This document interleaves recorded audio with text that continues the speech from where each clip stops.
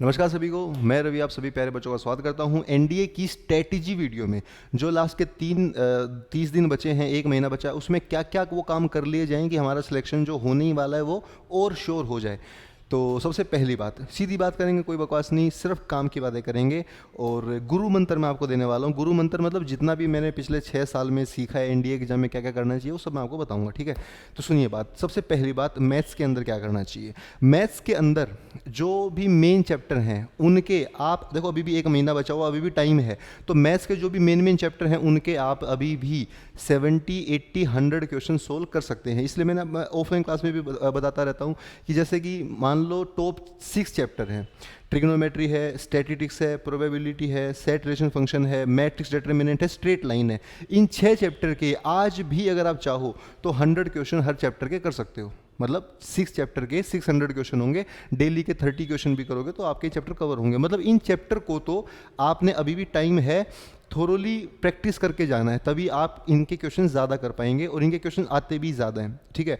दूसरी बात यह है कि पिछले 7 पेपर एनडीए के, पिछले 7 पेपर कौन से पिछले 7, 2020 से लेकर 2023 तक के, 20 का एक पेपर हुआ था और 21, 22, 23 के 2-2 पेपर। तो पिछले 7 पेपर ये आपने पक्का सोल्व करने हैं। आप क्या करो ना कि 7 दिन खुद को दो, 7 दिन मैथ्स को दो, हर दिन एक पेपर सोल्व करो। 2020 का एक दिन कर लिया, अगले दिन 21 का कर लिया, फिर अगले दिन 21 का, फिर ऐसे 7 दिन के अंदर आप 840 क्वेश्चंस कर लोगे। हर पेपर में 120 क्वेश्चन आते तो 7 और 840 क्वेश्चन आप एक हफ्ता दो खुद को। उस 7 दिन के अंदर आप ये 840 क्वेश्चन सोल्व करो, 7 पेपर सोल्व करो। और देखो मैंने क्या बताया कि जो इंपॉर्टेंट 6 चैप्टर हैं उनके तो करो खुद से क्वेश्चन, ज़्यादा क्वेश्चन, लाइक 100 क्वेश्चन आपने कर लिए। लेकिन जो पेपर जब आप सोल्व करोगे, जैसे आपने 840 क्वेश्चन ये भी करें पेपर में, इस 840 क्वेश्चंस में आपके बाकी सारे चैप्टर भी कवर हो जाएंगे। ये आप करो। एक सबसे इंपॉर्टेंट बात मुझे जो लग रही है कि आपको है ना मैथ्स के सारे फॉर्मूले याद कर लेने चाहिए। जैसे मान लो कम्प्लेक्स नंबर है, उस कम्प्लेक्स नंबर की जितनी भी बातें हैं, आयोटा क्या होता है, आर्गुमेंट है, पोलर फॉर्म है, डी मोरवेज थ्योरम है, ओमेगा की सारी बातें हैं, ये सारी थ्योरी आपको आनी चाहिए। क्योंकि मैं क्या मानता हूँ, जैसे कई बच्चों को किसी चैप्टर के फॉर्मूले नहीं आते, ऐसा बहुत बार होता है बच्चों को। बच्चे ना पूरे 25 चैप्टर करते ही नहीं है, वो क्या करते हैं कि 3-4 चैप्टर छोड़ देते हैं। जैसे इलिप्स हो गया, हाइपरबोला है, पैराबोला है, सर्कल है, ये बच्चे इसको छोड़ देता है। अगर आप इस चैप्टर को छोड़ दोगे, जैसे मान लो आपने ये सर्कल वाला पोर्शन छोड़ दिया, मान लेते हैं, और इसके मान लो 6 क्वेश्चन बन गए टोटल इस पोर्शन के, तो उस 6 क्वेश्चन में क्या 6 के 6 बहुत टफ होंगे? मुझे बताओ।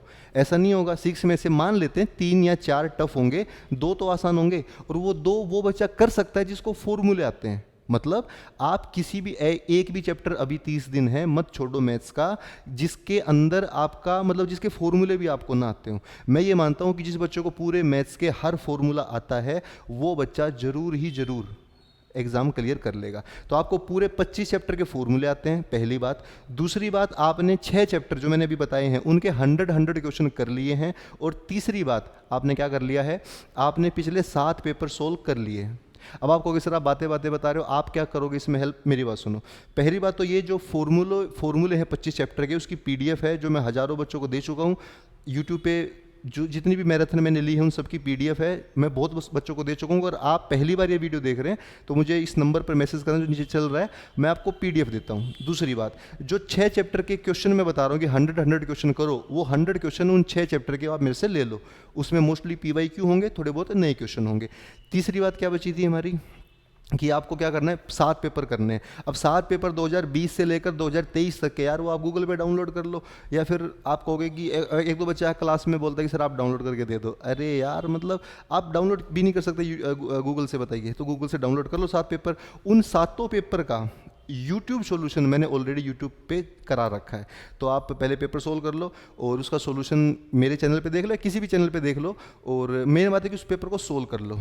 तो ये 3 काम तो आपने मैथ्स में करने हैं। फिर मैं इंग्लिश की बताऊं तो इंग्लिश में मुझे ऐसा लगता है कि अगर आप अगले 30 दिन में 1 घंटा 1.5 घंटा भी इंग्लिश को दो और पिछले 20 पेपर सोल्व कर लो, जैसे एक दिन 1 घंटा दिया 9 से 10, पूरे जो 50 क्वेश्चन है एक पेपर सोल्व कर लिया, फिर नेक्स्ट डे नेक्स्ट पेपर कर लिया, ऐसे डेली 1-1 घंटा आप इंग्लिश को दोगे तो 20 पेपर अगर आप इंग्लिश को सोल्व कर लेते हो तो आपका आराम से इंग्लिश सेक्शन मुझे लग रहा है कि कवर हो जाएगा। और अब ऐसा नहीं है कि जिसको इंग्लिश बिल्कुल नहीं आती वो एकदम से 20 दिन में सुपर हीरो बन जाएगा, बट मतलब थोड़ा जिसको इंग्लिश आती है कि रिवीजन सा हो जाएगा 20 टेस्ट देने से आपका।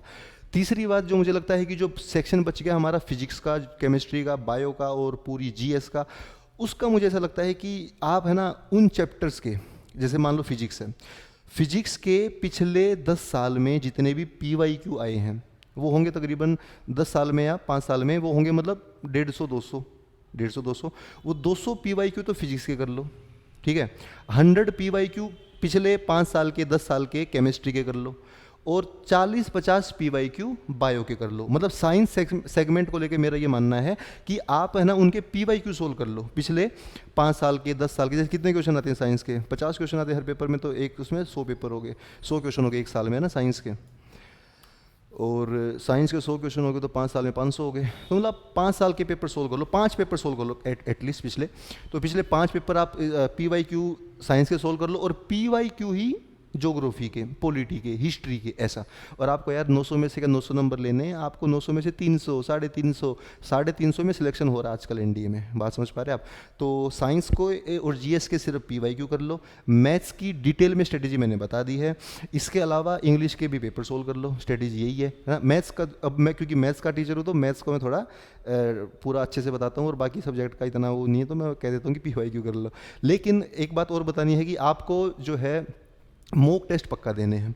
जैसे जो बच्चे मेरे से जुड़े हैं, जहाँ मैं कोचिंग में पढ़ाता हूँ या अपनी कोचिंग में पढ़ाता हूँ, या ऑनलाइन जो बच्चे मेरे से जुड़े हैं, मैं मॉक टेस्ट करा रहा हूँ, ठीक है। हमारी कोचिंग में 2 मॉक टेस्ट हो चुके हैं, तीसरा मॉक टेस्ट कल है।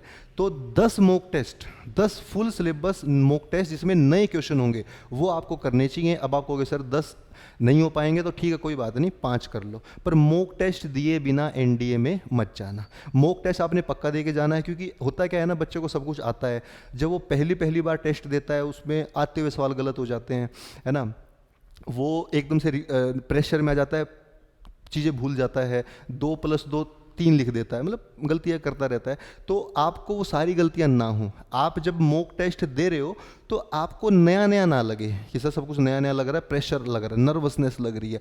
उसका तोड़ ये है कि आपको पहले ही पेपर दे के जाने हैं। अगर आप 5 मॉक टेस्ट पहले ही दे के जाओगे तो आपको थोड़ा सा उस एग्ज़ाम के माहौल के यूज्ड टू हो गए आप, और आपको थोड़ा उतना डर नहीं लगेगा। तो मॉक टेस्ट पक्का देना है, रिवीजन पक्का करते रहना है। कोई भी चैप्टर ऐसा ना हो कि जैसे एग्ज़ाम के 7 दिन बच गए हैं और आपने अब तक उसको रिवाइज ही नहीं किया है, क्योंकि एग्ज़ाम के जितना पास जाओगे उतना ये होगा कि आपको जो नई चीज़ है जो आप भूल गए हो उसको पढ़ने में बहुत दिक्कत आएगी। तो पहले से ही रिवीजन थोड़ा थोड़ा करते रहो, ताकि लास्ट में ये ना हो कि कुछ नया पढ़ने को मिल रहा है। लास्ट में सब ये हो कि मेरे को सब आता है, बस लास्ट हफ्ते में रिवीजन करना है। इसके अलावा हमारे चैनल पर मॉक टेस्ट में ले ही रहा हूँ, अभी थोड़ा काम कुछ ज़्यादा ही हो रखे हैं, इसलिए मॉक टेस्ट रेगुलर मैं नहीं करा पा रहा हूँ, बट इस चैनल पर मैं कई सारे मॉक टेस्ट कराऊंगा। सभी फॉर्मूलों का एक बार जैसे एग्जाम पास आएगा फिर रिवीजन करा दूंगा। तो जितना हमसे बन पाएगा हम आपके लिए कर रहे हैं। बस आपको बिना टेंशन लिए, अच्छा टेंशन नहीं लेनी भाई। अगर आप टेंशन ले लोगे कि सर मेरा नहीं होगा, सर पापा ये बोलेंगे, मम्मी ये बोलेंगे, देखो कोई कुछ नहीं बोलेगा। मेरे पापा मम्मी ने बोला होगा जब मेरा एसएसबी नहीं हुआ था, पर मतलब रिटर्न मेरा हुआ था, एसएसबी नहीं हो पाया था, तो पापा मम्मी सबके बोलते हैं, उनको बुरा लगता है, नो डाउट, बट आपने टेंशन नहीं लेनी है। आप मेहनत करो, रिलैक्स होके इस प्रोसेस को एंजॉय करो। मतलब जब आप आज से आप 10, 15, 20 साल बाद जब थोड़े बड़े हो जाओगे, आप मान लो बूढ़े हो जाओगे, 80 साल के होगे, तो आपको याद आएगा कि यार 2024 में हमने एक बार एनडी की तैयारी करी थी। मतलब कुछ ऐसी तैयारी करो कि इसको थोड़ा एंजॉय भी करो साथ के साथ, कि हाँ यार हम तैयारी कर रहे हैं। 1 महीने बाद तो आपको सारे काम वैसे भी करने हैं। जो भी आपके मन में आ रहा है कि यार मेरे को मूवी देखनी है, मेरे को उस दोस्त से बात करनी है, मेरे को सोशल मीडिया चलाना है, आप इन सारी बातों को एक डायरी में लिख लो कि मेरे को ये काम करने हैं, और उस डायरी को खोलना 21 अप्रैल के बाद। तो आपका माइंड भी शांत रहेगा कि हाँ यार ये काम होंगे, लेकिन अभी नहीं होंगे, कुछ देर बाद में होंगे। तो बात को समझ पा रहे हैं आप? तो आपने रिलैक्स रहना है, और जो स्ट्रेटजी मैंने बताई है मैथ्स की स्पेशली, देखो मैथ्स जिस बच्चे का हो जाता है, इंग्लिश जिस बच्चे की हो जाती है, और फिजिक्स जिसको आती हो, एनडीए उसका हो जाएगा। मेरा भी 2 बार रिटर्न हुआ था, तो मेरे को मैथ्स आता था, मेरे को इंग्लिश आती थी, साइंस थोड़ी बहुत आती थी, जीएस बिल्कुल नहीं आती थी, पर फिर भी हो जाता था।